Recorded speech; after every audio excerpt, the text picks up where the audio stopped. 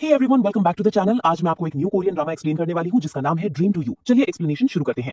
Drama की शुरुआत साल 2011 से होती है, जहां हमें दोनों मेन लीड्स देखने को मिलते हैं। लड़के का नाम सुबिन होता है और लड़की का नाम यीजे। दोनों एक ही स्कूल में पढ़ते होते हैं। क्लास के दौरान यीजे बार-बार क्लॉक देख रही होती है क्योंकि उसे बस क्लास खत्म होने का इंतजार होता है। जैसे ही क्लास ओवर होती है, वो तुरंत अपने दोस्तों के साथ बाहर निकल जाती है और वीडियो शूट करना शुरू कर देती है। इसके बाद वो बीच पर भी जाती है और वहां भी अपना कैमरा लेकर शूटिंग करती रहती है। इसी दौरान सुबिन चुपके से उसकी वीडियो बनाने लगता है, लेकिन यीजे उसे देख लेती है और कहती है कि मुझे फिल्म मत करो। इस पर सुबिन मुस्कुराते हुए कहता है कि वो सिर्फ इसलिए वीडियो बना रहा था क्योंकि यीजे बहुत प्रिटी लग रही थी। यहीं से समझ आ जाता है कि दोनों एक दूसरे को पसंद करने लगे हैं। इसके बाद कहानी प्रेजेंट टाइम में आ जाती है, जहां दोनों की जिंदगी पूरी तरह बदल चुकी होती है। हमें पता चलता है कि यीजे अब एक टीवी रिपोर्टर बन चुकी है, जबकि सुबिन अपना नाम बदलकर ईएन वू रख चुका है और एक वर्ल्ड फेमस फिल्म डायरेक्टर बन गया है। इसी दौरान यूरोप की एक बड़ी इंटरनेशनल फिल्म फेस्टिवल में ईएन वू की फिल्म को दूसरा बड़ा अवार्ड मिलता है। वो स्टेज पर जाकर अवार्ड रिसीव करता है और सबका शुक्रिया अदा करता है। फिर वो एक इमोशनल स्पीच देता है। वो कहता है कि जब वो सिर्फ 18 साल का था, तब किसी ने उसे एक नया सपना दिया था। आज का ये अवार्ड वो उसी इंसान को डेडिकेट करता है जिसने उसकी जिंदगी बदल दी। अवार्ड सेरेमनी के बाद मीडिया वाले उसका इंटरव्यू लेने लगते हैं और उससे कई सवाल पूछते हैं। उधर यीजे अपनी रिपोर्टिंग में बिजी होती है। वो एक बुजुर्ग आंटी के साथ समुद्र के कीचड़ में शेलफिश ढूंढ रही होती है और उसकी पूरी टीम शूटिंग कर रही होती है। काम खत्म होने के बाद जब वो वापस जा रही होती है, तब अचानक उसका पैर फिसल जाता है और वो सीधा कीचड़ में गिर जाती है। इस वजह से उसके कपड़े पूरी तरह गंदे हो जाते हैं। इसके बाद यीजे घर के लिए निकल जाती है। रास्ते में उसकी मां का फोन आता है। वो बताती है कि मकान मालिक ने एक बार फिर घर का रेंट बढ़ा दिया है। अगर ऐसा ही चलता रहा तो शायद उन्हें अपनी दुकान भी बेचनी पड़ जाए। ये सुनकर यीजे अपनी मां को समझाती है कि वो बिल्कुल टेंशन ना ले, वो पैसे का इंतजाम किसी न किसी तरह जरूर कर लेगी। घर पहुंचकर यीजे सबसे पहले अपने गंदे कपड़े साफ करती है और उन्हें सुखाने लगती है। लेकिन तभी टीवी पर एक न्यूज चलती है। जैसे ही उसकी नजर स्क्रीन पर पड़ती है, वो एकदम शॉक हो जाती है। टीवी पर अवार्ड जीतने वाले डायरेक्टर को देखकर वो हैरानी से कहती है, क्या ये सुबिन है? न्यूज में इयान मीडिया से बात कर रहा होता है। वो अपने पहले प्यार का जिक्र करता है कि जिस लड़की को उसने अवार्ड डेडिकेट किया है वो कोरिया में ही है। ये सुनकर रिपोर्टर्स उससे पूछते हैं कि हो सकता है वो इस वक्त टीवी पर आपको देख रही हो, क्या आप उससे कुछ कहना चाहेंगे? इस पर इयान कैमरा की तरफ देखकर कहता है, मैंने अपना प्रॉमिस पूरा कर दिया है और अब मैं तुमसे मिलने आ रहा हूँ। ये सब देखने के बाद यीजे तुरंत सुबिन का नाम इंटरनेट पर सर्च करती है, लेकिन उसे कुछ भी नहीं मिलता। फिर अचानक उसे याद आता है कि अब सुबिन अपना नाम बदलकर ईएन वू रख चुका है। जैसे ही वो ईएन वू सर्च करती है, उसके सामने उसके इंटरव्यूज और वीडियोस आ जाते हैं। यीजे उन्हें देखने लगती है, लेकिन ईएन पूरी इंग्लिश में बात कर रहा होता है। इसलिए वो गुस्से में कहती है कि पता नहीं ये इंग्लिश में क्या बोले जा रहा है, मुझे तो कुछ समझ ही नहीं आ रहा। फिर वो खुद से ही बोलती है कि ये कोरिया आखिर क्यों आ रहा है और अगर मेरे सामने आ गया ना तो मैं इसे बिल्कुल नहीं छोड़ूंगी। सीन ईएन की तरफ शिफ्ट होता है। वो फ्लाइट में बैठा कोरिया वापस आ रहा होता है और अपने बारे में चल रही न्यूज देख रहा होता है। एयरपोर्ट पहुंचते ही उसका दोस्त उसे फोन करता है और कहता है कि वो उसे लेने आ रहा है, लेकिन ईएन मना कर देता है और अकेला ही टैक्सी लेकर निकल पड़ता है। टैक्सी में बैठे बैठे वो यीजे के शो को देखने लगता है और काफी खुश होता है। टैक्सी ड्राइवर भी यीजे को पहचान लेता है और उसकी तारीफ करते हुए कहता है कि वो उसका बहुत बड़ा फैन है। उसके हिसाब से यीजे बहुत ही हार्ड वर्किंग और पोलाइट रिपोर्टर है। ईएन बस चुपचाप मुस्कुराता रहता है और टीवी से अपनी नजर नहीं हटा पाता। उधर यीजे अपने ऑफिस पहुंचती है। वहां वो अपने कलीग से रिपोर्ट की एडिटिंग को लेकर बहस करने लगती है। वो कहती है कि राइटर और प्रोड्यूसर ने इस शूट के लिए पूरा 1 महीना मेहनत की है, इसलिए कोई भी सीन बिना सोचे समझे कट नहीं किया जा सकता। दोनों की बहस देखकर ऑफिस के बाकी लोग भी उनकी तरफ देखने लगते हैं। तभी सबको पता चलता है कि बॉस ऑफिस में आ गए हैं, लेकिन हैरानी की बात ये होती है कि बॉस के साथ ईएन भी होता है। ईएन दूर खड़ा होकर यीजे को देख रहा होता है और तभी यीजे की भी नजर उस पर पड़ जाती है। इतने सालों बाद सुबिन को अपने सामने देखकर वो एकदम शॉक हो जाती है और तुरंत टेबल के नीचे छुप जाती है। थोड़ी देर बाद जब वो धीरे से बाहर झांकती है तो उसे लगता है कि ईएन वहां से जा चुका है, लेकिन अगले ही पल ईएन भी टेबल के नीचे से निकल आता है और मुस्कुराकर पूछता है, कैसी हो यीजे? ईएन को इतने करीब देखते ही यीजे पुरानी यादों में खो जाती है और कहानी हमें सीधा 2010 के फ्लैशबैक में ले जाती है। फ्लैशबैक में यीजे बाहर अपनी वीडियो शूट कर रही होती है, तभी एक कार वहां आकर रुकती है। कार के अंदर बैठा सुबिन चुपके से यीजे की वीडियो बनाने लगता है, लेकिन यीजे उसे देख लेती है और झुकने की कोशिश में उसके सर पर चोट लग जाती है। इसके बाद स्कूल की असेंबली दिखाई जाती है। असेंबली के दौरान अचानक यीजे बेहोश होकर नीचे गिर जाती है। ये देखते ही सुबिन तुरंत उसके पास दौड़कर आता है और उसे उठाकर नर्स रूम में ले जाता है। कुछ देर बाद जब यीजे को होश आता है तो वो देखती है कि नर्स वहां नहीं है और सामने एक अनजान लड़का बैठा हुआ है। वो हैरानी से पूछती है कि तुम कौन हो और क्या तुम ही मुझे यहाँ लेकर आए हो? इस पर सुबिन अपना इंट्रोडक्शन देते हुए बताता है कि वो स्कूल का नया ट्रांसफर स्टूडेंट है। साथ ही वो याद दिलाता है कि जब वो पहली बार स्कूल आया था तब यीजे ही उसकी वीडियो बना रही थी। फिर वो कहता है कि असेंबली में वो सिर्फ थकान की वजह से बेहोश हो गई थी, इसीलिए वो उसे नर्स रूम तक लेकर आया। यीजे उससे पूछती है कि क्या तुम मुझे पहले से देख रहे थे, लेकिन सुबिन इस बात से साफ मना कर देता है। फिर दोनों स्कूल के प्लेग्राउंड में बैठकर बातें करने लगते हैं। यीजे उससे पूछती है कि तुम्हारा ड्रीम क्या है? सुबिन कहता है कि उसका कोई खास ड्रीम नहीं है। ये सुनकर यीजे हैरान हो जाती है और कहती है कि ऐसा कैसे हो सकता है, हर इंसान का कोई ना कोई सपना जरूर होता है। तब सुबिन बताता है कि उसके पापा डॉक्टर हैं, इसलिए सब चाहते हैं कि वो भी बड़ा होकर डॉक्टर ही बने। फिर वो यीजे से पूछता है कि उसका ड्रीम क्या है, लेकिन यीजे सीधा जवाब देने की जगह उसकी टांग खींचने लगती है। वो कहती है कि सोल के लड़कों की यही प्रॉब्लम होती है, बिना सोचे समझे लड़कियों का नाम लेने लगते हैं। ऐसे किसी लड़की का नाम मत लिया करो वरना लोग गलत मतलब निकाल लेते हैं। सुबिन मुस्कुराकर कहता है, ठीक है अब नहीं बुलाऊंगा, लेकिन फिर भी वो दोबारा उसकी ड्रीम के बारे में पूछ लेता है। इस बार यीजे शर्माते हुए कहती है कि मेरा नाम भी मत लिया करो और इतना मुस्कुराया भी मत करो। इसके बाद वो अपना सपना बताती है कि एक दिन वो एक फिल्म डायरेक्टर बनना चाहती है। अगले सीन में यीजे हॉस्पिटल की छत पर सनसेट की वीडियो शूट करने आती है। वो अपना कैमरा सेटअप करती है, लेकिन इंतजार करते करते वहीं सो जाती है। उधर सुबिन भी वहां पहुंच जाता है। वो यीजे को सोता हुआ देखकर उसे जगाता नहीं, बल्कि चुपचाप उसके उठने का इंतजार करता रहता है। कई घंटे बीत जाते हैं। जब यीजे की आंख खुलती है तो वो देखती है कि सुबिन उसके बिल्कुल पास सोया हुआ है। ये देखकर वो जोर से चिल्ला पड़ती है। आवाज सुनकर सुबिन की भी नींद खुल जाती है। यीजे गुस्से में पूछती है कि तुम यहाँ क्या कर रहे हो? इस पर सुबिन बिल्कुल शांति से कहता है कि मैं तो बस तुम्हारे उठने का वेट कर रहा था। लेकिन तभी यीजे को याद आता है कि हॉस्पिटल में पेट्रोलिंग का टाइम होने वाला है। वो तुरंत सुबिन को लेकर वहां से निकलने लगती है। सुबिन हैरान होकर पूछता है कि हम चुपकर क्यों जा रहे हैं, सीधे सामने से भी तो जा सकते हैं, लेकिन यीजे उसकी बात नहीं सुनती और उसका हाथ पकड़कर भागने लगती है।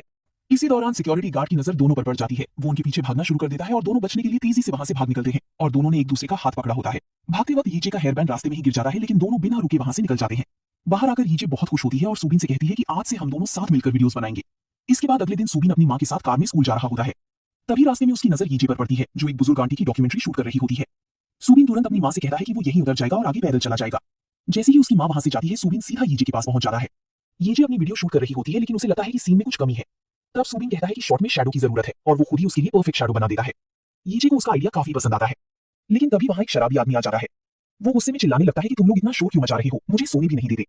इतना कहकर वो यीजे का कैमरा छीन लेता है और उसे तोड़ने की कोशिश करता है। ये देखते ही सुबिन तुरंत कैमरा बचाने के लिए उसके सामने आ जाता है। शराबी कैमरा छीनने की पूरी कोशिश करता है। यीजे भी बीच में आकर उसे रोकने की कोशिश करती है, लेकिन वो उसे जोर से धक्का दे देता है और सुबिन को मारना शुरू कर देता है। तभी वहां पुलिस पहुंच जाती है। पुलिस को देखते ही वो शराबी आदमी वहां से भाग निकलता है और दोनों की जान बच जाती है। इसके बाद यीजे सुबिन की चोट पर मरहम लगाती है और उसका थैंक यू बोलती है। वो कहती है कि अगर तुम वक्त पर नहीं आती तो मेरा कैमरा जरूर टूट जाता। सुबिन कैमरा देखकर कहता है कि थोड़ा सा डैमेज हुआ है, लेकिन इसे ठीक किया जा सकता है। इतना कहकर वो उस पर एक स्टिकर लगा देता है।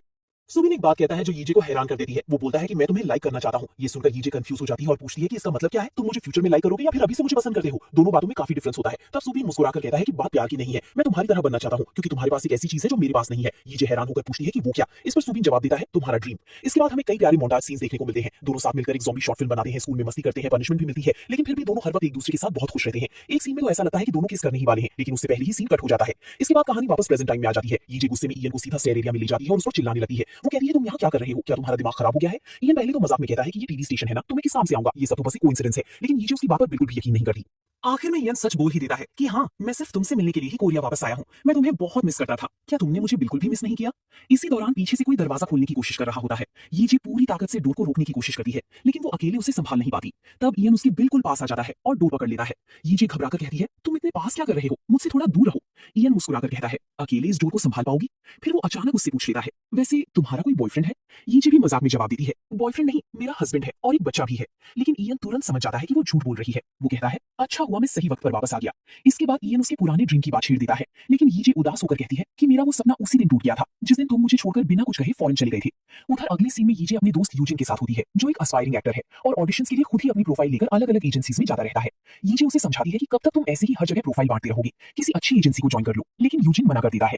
फिर वो बात घुमाकर यीजे से कहता है कि तुम अपने फर्स्ट लव के बारे में बता रही थी, इतने सालों बाद वो अचानक वापस आ गया, क्या उसे देखकर तुम्हें बिल्कुल भी खुशी नहीं हुई। लेकिन यीजे साफ मना कर देती है।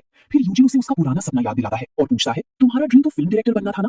इस पर यीजे सिर्फ इतना कहती है, अब वो मेरा ड्रीम नहीं रहा। दूसरी तरफ इयान अपने होटल में अपने दोस्तों के साथ बैठा होता है। इसी दौरान फेमस एक्ट्रेस हाना वहां से गुजर रही होती है। वो अपनी मैनेजर से बात करते हुए कहती है कि उसने सुना है इयान वो कोरिया वापस आ गया है। मैनेजर बताती है कि इयान की वापसी की खबर हर जगह चल रही है। तब हमें पता चलता है कि हाना ने कभी इयान की फिल्म के लिए ऑडिशन दिया था, लेकिन इयान ने उसे रिजेक्ट कर दिया था। हाना गुस्से में कहती है कि उस इंटरव्यू में इयान पूरी इंग्लिश में बात कर रहा था और उसे उसकी आधी बातें भी समझ नहीं आई थी। इयान ये सारी बातें चुपचाप सुन लेता है और बिना कुछ कहे वहां से निकल जाता है। इसके बाद वो एक कैफे में पहुंचता है, जहां अचानक उसकी मुलाकात यूजिन से हो जाती है। यूजिन उसे देखते ही पहचान लेता है और उसका नाम लेकर आवाज देता है। दोनों एक साथ बैठकर बात करने लगते हैं। तब हमें पता चलता है कि दोनों पहले से ही एक दूसरे को जानते हैं। बातों बातों में सुबिन स्कूल के पुराने दिन याद करता है, लेकिन यूजिन उससे कहता है कि पुरानी बातें याद करने से कुछ नहीं बदलने वाला। तब सुबिन सीधा कहता है कि मान लो मैंने जो कुछ भी किया था सब यीजे के लिए ही किया था, क्या तुम मुझे उसका फोन नंबर दे सकते हो। लेकिन यूजिन साफ मना कर देता है। वो कहता है यीजे तुम्हें बिल्कुल पसंद नहीं करती और जब वो तुम्हें पसंद नहीं करती तो मैं भी तुम्हारी कोई हेल्प नहीं करूंगा। अगर उसका नंबर चाहिए तो खुद ढूंढ लो।